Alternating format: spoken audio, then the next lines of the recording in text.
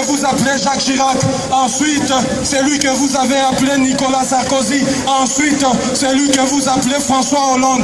Tous ces monarques modernes qui ont quitté la monarchie archaïque pour moderniser la monarchie au sein de l'Élysée sont en train de commettre des crimes en votre nom. Êtes-vous complices? Êtes-vous avec eux? Ils sont en train de commettre des crimes en votre nom et de mentir à l'opinion internationale, de vous mentir, de vous dire qu'en Afrique, il n'y a que des dictateurs, qu'en Afrique, il y a des gens qui ne veulent pas travailler pour leur peuple, qu'en Afrique, il y a certaines personnes qui veulent s'enrichir. Non, en Afrique, il y a ces patriotes, ces dignes fils qui, devant les vents et marées, décident de prendre la direction et la destinée de notre continent. Mais il y a ces néocoloniaux qui doivent appliquer le néolibéralisme économique que vous soutenez, à la personne de Joseph Kabila, à la personne d'Alassane Dramane Ouattara, à la personne de général d'armée Denis Sassou Nguesso, à la personne de Paul Biya. Ce sont eux vos enfants, ce sont eux que vous voulez pour empêcher le processus de développement de ce cher et beau continent. Notre mère patrie l'Afrique, notre mère patrie souffre. Les cris de nos enfants, les cris de nos mamans traversent des milliers de kilomètres pour nous rejoindre ici. Alors prenez garde, prenez garde, prenez garde. Nous les Africains, nous avions été capables de vous battre en Haïti. Lorsqu'il s'est agi de notre liberté, devant la puissance ô combien grandiose de Napoléon, votre roi, nous l'avions fait tomber avec l'empereur Dessalines, nous l'avions fait tomber avec Boukman. Alors prenez garde, nous vous avions battu en Afrique avec Sékou Touré, nous vous avons chassé au nom de la liberté, parce que vous êtes venus imposer le colonialisme. Et je vous dis de prendre garde. Prenez garde, parce que nous sommes ici. De la même manière que vous utilisez l'organisme tentaculaire de l'impérialisme pour nous étouffer, de la même manière que nous sommes déjà étendus sur ces continents comme des petits araignées. Alors faites gaffe, tout président français, tout monarque moderne qui viendra à l'Élysée, nous allons nous immiscer à vos affaires. À chaque fois que vous commettez des crimes là-bas, nous ferons en sorte que ces présidents-là ne finissent pas leur mandat. Et nous allons torpiller ces efforts démocratiques que vous accomplissez.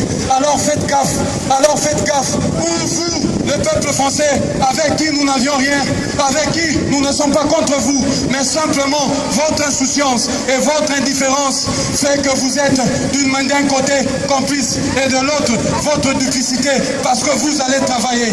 Votre argent nourrit l'armée française, et l'armée française tue, massacre, viole même. Je vous dis qu'en 2002, l'armée française, en 2002, allez consulter vos archives, allez chercher partout. Votre armée, l'armée française, a cassé les banques nationales, banque centrale africaine et nationale de la Côte d'Ivoire pour permettre l'évacuation de beaucoup de milliards, afin d'imposer une difficulté au président Laurent Gbagbo pour ne pas payer ses fonctionnaires. Mais ils ont échoué, car il a réussi, contre vents et marées, contre toutes les contraintes économico-financières, de payer les fonctionnaires ivoiriens. Votre armée française n'est pas la plus puissante du monde. Je vous l'ai dit, nous vous avions battu en Haïti.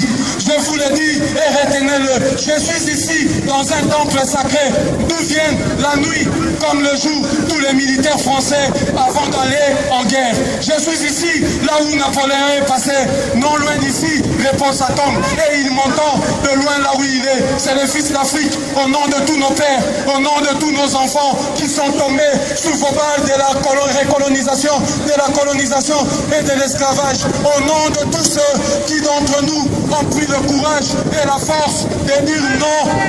Non à l'esclavage, non à la colonisation, non à l'exploitation, non à la spoliation de nos terres. Au nom de tout cela, nous sommes ici pour vous dire que vous devez choisir aussi votre camp, parce que nous avions choisi notre camp.